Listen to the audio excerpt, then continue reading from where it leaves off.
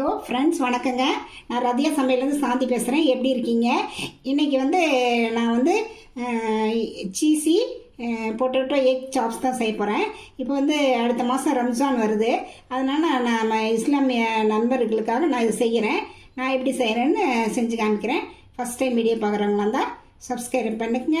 பக்கத்தில் ஒரு bell button அப்போ கிளிக் பண்ணிங்கன்னா நான் போடுற வீடியோவில் உங்களுக்கு உடனுக்குடன் செய்கிறோம்.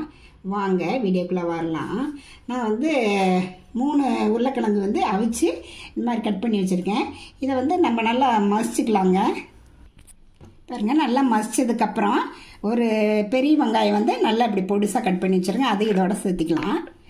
பச்சை மிளகா இதை பொடிசாக சேர்த்திருக்கேன், கட் பண்ணியிருக்கேன். அதை இதோட சேர்த்திக்கலாம். இஞ்சி பூண்டு பேஸ்ட் 1 ஸ்பூனு. அப்புறம் மல்லி இலை, அதையும் நல்லா பொடிசு அந்த மாதிரி கட் பண்ணி வச்சுருக்கேன். இதில் கொத்தமல்லி தூள் 1 ஸ்பூனு, மிளகாத்தூள் 1 ஸ்பூனு, மஞ்சத்தூள் 1/4 டீஸ்பூனு, சாட் மசாலா அது 1/4 டீஸ்பூனு. இதுக்கு தேவையான அளவு உப்பு போட்டிருக்கேன். அதை இதோட நம்ம சேர்த்திக்கலாங்க. லெமன் ஜூஸ் 1/4 டீஸ்பூன் போட்டுக்கலாம். இது கூட கார்ன்ஃப்ளவர் மாவு 1 டேபிள் ஸ்பூனு. இதெல்லாம் சேர்த்து நம்ம நல்லா பிசைஞ்சுக்கலாங்க. பாருங்கள், இது மாதிரி எல்லாத்தையும் சேர்த்து பிசைஞ்சு வச்சுட்டேன். இது ஒரு சைடு இருக்கட்டும். நம்ம முட்டை 3 அவிச்சு வச்சுருக்கேன். இதை நம்ம கட் பண்ணிக்கலாங்க. இப்படி நீல வாக்கில் கட் பண்ணி நமக்கு என்ன ஷேப் வேணுமோ இந்த ஷேப் தான் கட் பண்ணி ஆகணும். இதே மாதிரி கட் பண்ணிக்கலாம். பாருங்கள், இந்த மாதிரி ஷேப்பில் இதை கட் பண்ணி வச்சுக்கலாம் முட்டையை. இது ஒரு சைடு இருக்கட்டும். 1 டேபிள் ஸ்பூன் கோதுமை மாவு எடுத்திருக்கேன். மைதா மாவு கூட நம்ம ஆட் பண்ணிக்கலாம். இதுக்கு அளவாக கொஞ்சம் உப்பு போட்டு தண்ணி ஊற்றி கரைச்சிக்கலாங்க. இந்த மாதிரி தண்ணி ஊற்றி கொஞ்சம் கரைச்சிக்கலாம்.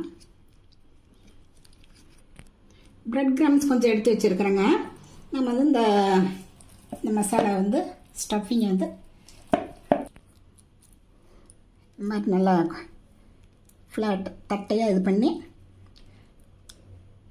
சீஸ் உள்ளே வச்சிடலாங்க. சீஸ் இதில் வச்சிடலாங்க. வச்சுட்டு நம்ம அதை கட் பண்ண முட்டை இருக்குது பாருங்கள், அதை இதோட வச்சு அப்படியே நம்ம போத்திடலாம். பாருங்கள், இந்த மாதிரி எல்லாத்தையும் நம்ம ரெடி பண்ணி வச்சுக்கலாம். இந்த பேஸ்ட் ஒன்று கரைச்சோம் இல்லைங்க, அதை நம்ம இதில் அப்படியே நனைச்சி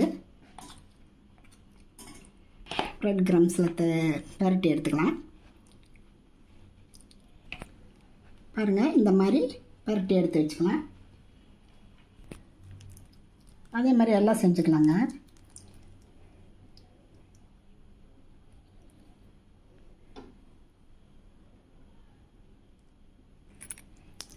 இதே மாதிரி எல்லாத்தையும் ரெடி பண்ணிக்கலாம்.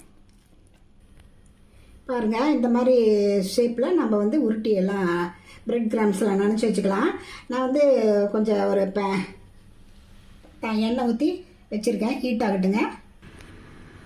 பாருங்க, எண்ணெய் நல்லா காஞ்சிருச்சு. நம்ம இதில் ஒன்றுன்னா அதில் போட்டுக்கலாம்.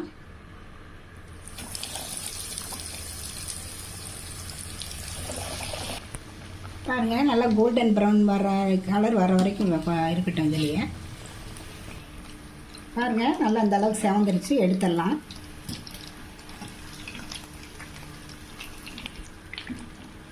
பாருங்கள், இதை எடுத்துகிட்டு அடுத்த செட்டு போட்டுடலாம். பாருங்கள் எப்படி இருக்குன்ட்டு. இது எவ்வளோ கிறிஸ்பியாக இருக்குது.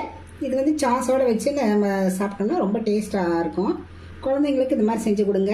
இந்த ரம்ஜான் நோம்புக்கு நீங்களும் இந்த மாதிரி ட்ரை பண்ணி பார்த்துட்டு எப்படி இருக்குன்னு ரதியா சமையலை சப்ஸ்கிரைப் பண்ணுங்கள், லைக் பண்ணுங்கள், ஷேர் பண்ணுங்கள். அடுத்த வீடியோவில் வேறு ரெசிபியோடு சந்திக்கிறேன். வணக்கங்க.